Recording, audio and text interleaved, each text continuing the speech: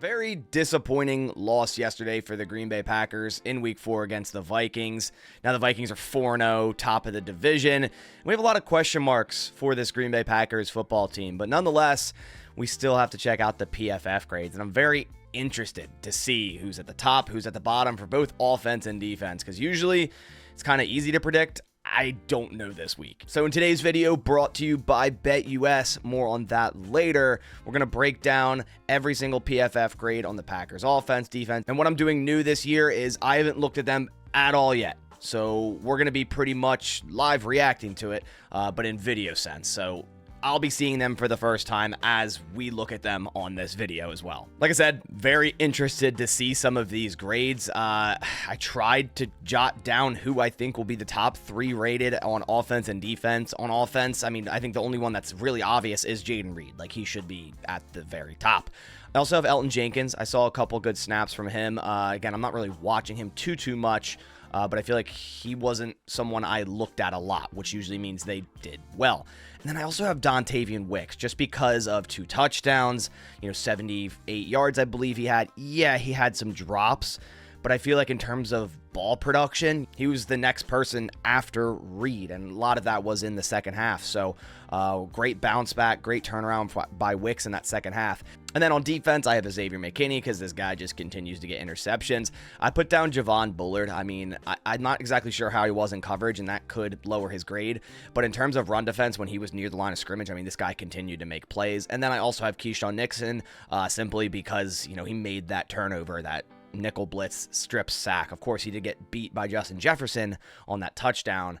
But again, I'm just kind of putting the player that created a turnover. If you guys like this sort of thing, go down, hit the like button, and click subscribe if you happen to be a new viewer here. We break down the PFF grades every single week for the Green Bay Packers, win or loss. And you'll find other Packers news on this channel, such as injuries, roster news, game live stream, and now we also added film review every single week. So if that all interests you, go down and click subscribe. All right, so without further ado, let's get right into it. I'm going to start on the defense this time. We started on the offense every single episode.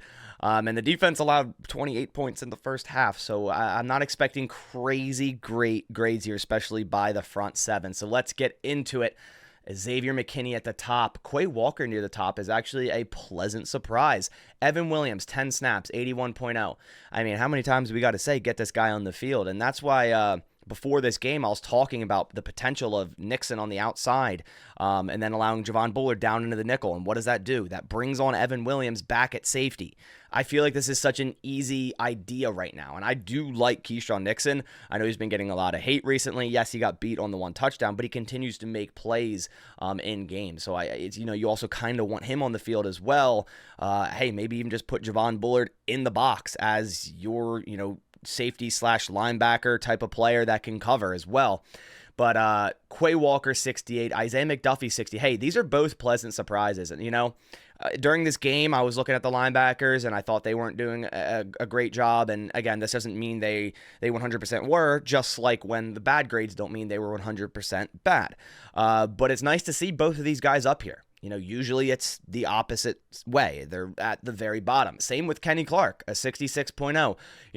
I didn't see many plays from him. I didn't see 2 pressures from him. So I'm glad that he did get 2 pressures with 2 hurries, 3 tackles, only 1 missed tackle, and 2 stops. So a decent game from Kenny Clark, a decent bounce back game that he really needed. Carl Brooks, a 60.4. Rashawn Gary, then we get to the below average, and it looks like there's a lot of pretty poor grades here. Rashawn Gary, 59.6. LVN, 59.2. So Javon Bullard all the way down here at 59.0. I thought he'd be much higher. I think tackle grade 30.5 is obviously because the 2 missed tackles. I wasn't aware he missed 2 tackles. That will always tank your PFF grade, but he also had 1 stop. He had a pressure and 3 total tackles. I thought he was better than this. Let me know down in the comments what you guys think. Preston Smith, 57.0, really didn't record a stat other than 2 assisted tackles. He was pretty much invisible all game. Keyshawn Nixon, a 93.8 pass rush, of course, with that pressure, that sack. He had 4 tackles, 1 missed. Of course, had the strip sack there, but overall wasn't great. 56.8, a very poor 43.8 coverage grade. Before this game, he was actually statistically the best coverage cornerback the Packers had. I'm sure that will change after this, obviously with Jair not playing. Ballantyne, not a good game back. A lot of people in my mentions over on Twitter when I was talking about the Nixon thing was saying, "Oh, Ballantyne, don't discredit him." And I'm not saying I was. I mean, but he looked pretty bad out there. Like right off the rip, getting torched on a double move by Addison, who's a great wide receiver. But it didn't seem like they were ready at all, or he was even like ready to be in that position because these injuries came up late on Friday. It's like you're thrown right into the mix, and usually he did pretty well at that, even against the Vikings before, but not here. 49.5. Eric Stokes, a very tough game for him. He was getting picked on, and I mean, you're going against probably the best wide receiver in the NFL, arguably, should I say. It's going to be tough, and he had under 100 yards, so yeah, it's a bad game. But anyone or most people, if you're not Jair Alexander, are going to have a bad game against Justin Jefferson. He did have 7 tackles with 0 miss. So Eric Stokes continues to be pretty good at tackling, just was not good yesterday at covering. Eric Wilson, 26 snaps. See, this is where it gets a little confusing. And sure, Edgerrin Cooper, lower grade than Eric Wilson. Do I agree with that? No. Eric Wilson did let up a touchdown, and I will say, there was a lot of time for Sam Darnold to find that tight end. I forget which tight end it was. And you're man coverage. It's going to be hard to hold that up, especially when it looked like a mesh type of concept. So I don't necessarily put that on Eric Wilson a ton. The Packers needed to get pressure, and they didn't. But him getting 26 snaps, which, whatever. But Edgerrin Cooper should just be getting more. Like, I know, 41.0, whatever. I don't care because Edgerrin Cooper's been making plays, and he had 4 tackles. He did have 1 miss, but he also had 2 stops. So, that's good to see, which this also doesn't really make sense with a 41.0, but his run defense, tackle, pass rush, and coverage are all above 53. So I don't know how PFF averages that out to 41. Maybe. I honestly have no idea. Sometimes they confuse me too. Don't worry. Devontae Wyatt, a 40.6. He got hurt in this game with an ankle injury. Hopefully he's all good because he has been really good, but didn't have a good game when he was in it in this one. JJ Enagbari, 39.0. Did have 2 pressures, but a very poor tackle grade with 1 tackle missed. And then TJ Slayton, our lowest graded defender, 34.2. He's kind of been a disappointment so far this year. Maybe is just fit for 3-4 style type of defense because in this 4-3, I mean, you see it. Last week was his best week, and that was still below average. And he did have 3 pressures in this game, so I'll give him that. 34.2 doesn't say as much to me that, as 3 pressures. I like seeing 3 pressures and 2 assisted tackles, 2 hurries, 1 hit. But overall in this season, I think we can all agree that TJ Slayton kind of just been like an afterthought. Devontae Wyatt's definitely taken that spot. Kenny Clark, we've been talking about. Carl Brooks even getting probably more snaps here. 27 snaps to... Okay, Slayton had 33. Usually it's the other way around. Carl Brooks does have more snaps. That's actually a lot of snaps for TJ Slayton compared to last couple of weeks, you'll see. Except for week 1 against Philly, a 40 total snaps, and again, poor grade. But last 2 weeks, 19 snaps, 15 snaps, then it jumped up to 33 here, and you see that dip in production yet again. So probably just not someone you could have on the field that much. All right, so now let's see coverages. So Eric Stokes allowed 3 receptions on 5 targets to Justin Jefferson for 45 yards. It's not terrible. It's really not terrible. He did allow the one to Naylor for 31 yards and the one to Jefferson for 18 yards. Those were bad as well. Keyshawn Nixon allowed 5 receptions on 6 targets. So after not allowing a reception last week and, statistically being the best coverage corner, he got toasted out there in coverage. 2 for 31, Justin Jefferson, and the touchdown. Just didn't get his head around on that play. He should have. 1 for 25 to Jordan Addison. 1 for 8 for Sherfield, and 1 for 6 for Johnny Munt there. Isaiah McDuffie allowed 3 on 3 for 28. Corey Ballantyne, 2 on 3 for 43. So again, not terrible. Like, he actually didn't get targeted at all with Justin Jefferson. I'm not sure if they meant to do that or they were flipping them. I didn't really pay too much attention to Corey Ballantyne, but he did allow 1 to Jordan Addison for 29 yards, 1 to Aaron Jones for 14 yards. Javon Bullard only allowed 1 reception on 2 targets for 9 yards. Nice to see that. Eric Wilson, 2 for 11. Quay Walker, this is awesome.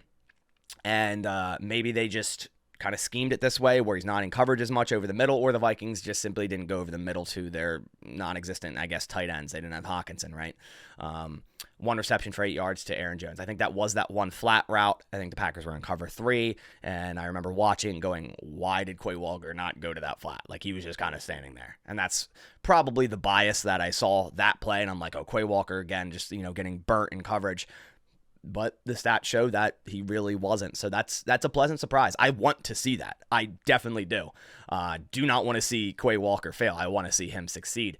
Edgerrin-Cooper, 1 reception for 12 yards. Xavier McKinney, again, not allowing a single reception and an interception. I mean, Xavier McKinney is an absolute maniac on this defense, and I'm all for it. I mean, he has easily been our best defender. All right, so now let's take a look at the offense grades for the Green Bay Packers here in Week 4. Before we do so, I want to give a massive shout out to BetUS for sponsoring today's video, and you guys can get a 150% deposit match on your first deposit with code YouTube150. That's code YouTube150 for a 150% deposit match on your first deposit. Then you also get 125% on your next 2 deposits, and that's all up to $2,000. And taking a look at the BetUS website, I was very interested to see where this was at this morning, because after every week, I like to take a look at this, especially after this week where the Vikings go to 4-0 with sole lead at the top of the NFC North. The Packers are at 500 at 2-2. What are the odds for the Green Bay Packers to make the playoffs? Do I think they will? Yes. It's still very early in the season.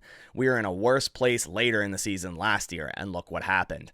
The Green Bay Packers to make the playoffs, plus 105. So they believe, or Vegas believes, that there is better odds that the Packers do not make the playoffs than do make the playoffs. So I'm going to go ahead and take that money line. I'm going to take that 105 money line and put money on it. I'm going to put 250 because I am confident in the Green Bay Packers down the line. We're in Week 5, guys. It's not the end of the world. We're still 2-2, and we just got back Jordan Love, knocking off some rust, still kind of injured. 250 to win an additional 260, 250. I'm definitely placing that. I have confidence in the Green Bay Packers. What do you guys think? Let me know down in the comments. Again, check out BetUS to get your deposit match, 150% on the first one. All right, now back to the video. Let's switch over to offense. A reminder, the tops I have on offense, my guesses are Jayden Reed, Elton Jenkins, and Dontavian Wicks. So Zach Tom at the top. Wow, I was going to put him, but I saw he gave up one really bad pressure that I believe that Jordan Love got sacked on. But I guess outside of that, he didn't give up anything else, which is great to see. Like I said, I was going to put him there, but I just saw that one pressure, and that was like the recent thing in my mind, so I didn't. Jayden Reed at number 2, Rasheed Walker at 3. Where is Dontavian Wicks? Okay, 64.4. That makes sense. I thought he'd be a little higher just because of the late 2 touchdowns, but he's still, above average here. So back to the top. I mean, Zach Tom, how great has he been? And we'll look at the pressures allowed and see if PFF gave him the old Lane Johnson treatment. He wasn't ready. So it doesn't count as a sack. That's still ridiculous that they said that, by the way. Run blocking, 92.7. That is great to see for Zach Tom. The Packers ran the ball well against a very good run defense, and I think they went away from it too early.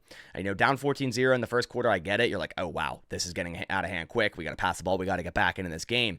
But NFL games are super long, and you could see that. I mean, we outscored them 29-3 in the second half. So I think they got away from the run game too quickly because it was working. It was working very well, and we were blocking very well. Jayden Reed, having this, I would say, low of a grade for the game he had is wild to me. 75.7. I feel like he should at least have an 85, no doubt. I guess the run blocking wasn't the best. Okay. Rasheed Walker, 74.0. Great to see this as well. 81.6 pass block. Manuel Wilson being graded higher than Josh Jacobs is interesting. I thought Jacobs ran well. I guess it's the pass blocking. So Josh Jacobs, very rough day pass blocking, 30.8, where Emmanuel Wilson has been great pass blocking and will remain our third down back on passing situations because of that. You see a 78.1 pass block there. Jordan Love, although he threw 3 interceptions, without these 3 interceptions, he'd be the top graded player. No doubt. He would be right around Zach Tom. But he threw 3 interceptions, turned over the ball 3 times. Can't do that. But still an above average grade. And, coming back, knocking off 21 days of rust, knee brace, not being able to kind of land on that leg like you'd want to, going against the number 1 DVOA defense, going against Brian Flores that confuses the hell out of quarterbacks. I thought he did pretty well. I mean, the interceptions were dumb. Let's get that out of the way. They were dumb. But outside of that, man, he was throwing some passes low because, again, that left leg was a little bit off. But he's going to get used to it, and that leg is only going to get better, hopefully. Hopefully he didn't have any flare-ups after this game. But I think this is right. I think this is right on where I would put him at. Bo Melton, a 67.2.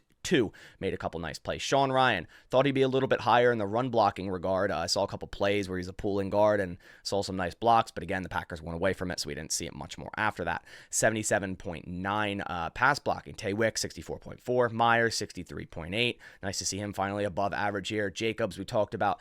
Ben Sims only saw 2 snaps. Malik Heath saw 10 snaps, probably the most he's seen so far this season. I think they started to bring him in once Wicks dropped like his 3rd or 4th pass. Romeo Doubs, not a good game from him. He had a couple drops as well, including the one interception that Jordan Love had where Musgrave tipped it and hit Doubs in the chest. He kind of tipped it up, and it was intercepted. So that one you can't put on Love, in my opinion. I think he was going to Doubs originally, and Musgrave thought it was to him and tried to get up to get it, and it was too high because it wasn't for him. That's my opinion on it. One of those guys ran the wrong route because they shouldn't have been that exact same lane. Christian Watson, 55.8. Only saw 9 snaps. Hopefully he's okay and we get an update on him soon. Tucker Kraft, again, lower grade, probably due to the fumble. And again, they're giving him a 49.6 run block. I just don't see it. Like every time I see him run blocking, he's good. I mean, maybe I'm missing the bad ones, and I'm not sure. But PFF doesn't seem to like him too much. 55.6. And the fumble, sure. But outside of that, I thought Tucker Kraft, made a bunch of plays. Elton Jenkins near the bottom when I predicted him at the top is funny. 55.3. Good pass block, but very poor run blocking and a penalty. And then Luke Musgrave down at the bottom. I mean, a 17.4 pass block. Ugh. Musgrave has been... He's been a big disappointment. Let's be completely honest. 25 total snaps, 49.3. Hasn't really been utilized. Hasn't really been used as a mismatch like we thought he would over the middle of the field. Maybe running some posts, some corner routes, crossers against line. We haven't seen any of it. He got I think a catch or two, a target or two, and that's it. And I love Tucker Kraft and what he's doing, but I expected both of these guys to kind of be eating a little bit, and it's really not the case. Tucker Kraft 65 snaps, Musgrave 25. I expected also more 12 personnel, and that just hasn't been the case, obviously, with this snap difference. The Packers haven't ran it as much in the 12 personnel, and I think they still should. They should get back to that. But yeah, let's check out blocking. All right, so as for blocking, the Packers, or Jordan Love, did get sacked once, but again, they're not tying it to any linemen. I'm just interested to see what that entails. It's very interesting because I thought the one sack on Love was when Zach Tom got beat. I'm not sure, but he doesn't have a sack. But he does have 2 pressures, so at least they gave him a couple pressures, which they should have because he allowed a couple pressures, right? Rasheed Walker allowed 4 pressures. Josh Myers, 4 pressures. Ryan, 2 pressures. Tom, 2 pressures. Musgrave, Jacobs, and Elton, all a pressure apiece. So a lot of pressures allowed. 15 total pressures, 10 quarterback hurries, and 5 quarterback hits. I mean, Jordan Love was on the ground a lot. It seemed like the Vikings are kind of playing a little dirty, they were kind of landing on his leg a few times, and it might be, an accident, or they were shoving him down to the ground right after the play if he got the ball out. I don't know. It looked a little dirty.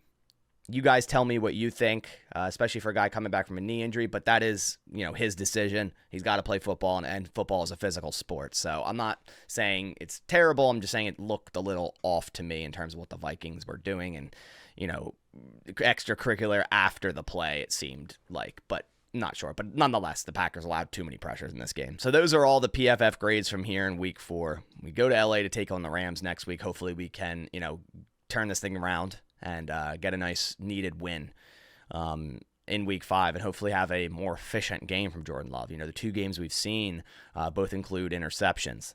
So needs to be more efficient, needs to get this timing down, the rhythm down, which really kind of has been the problem. And these receivers need to go out there and catch the ball for him as well. So let me know what you guys think of the grades down in the comments. Some shocking ones here and there, but overall, a lot of them, kind of make sense. But I'll catch you guys in the next one. Reminder to go check out BetUS to get a 150% deposit match on your first deposit with code YouTube150. Thanks for watching, and as always, go Packers.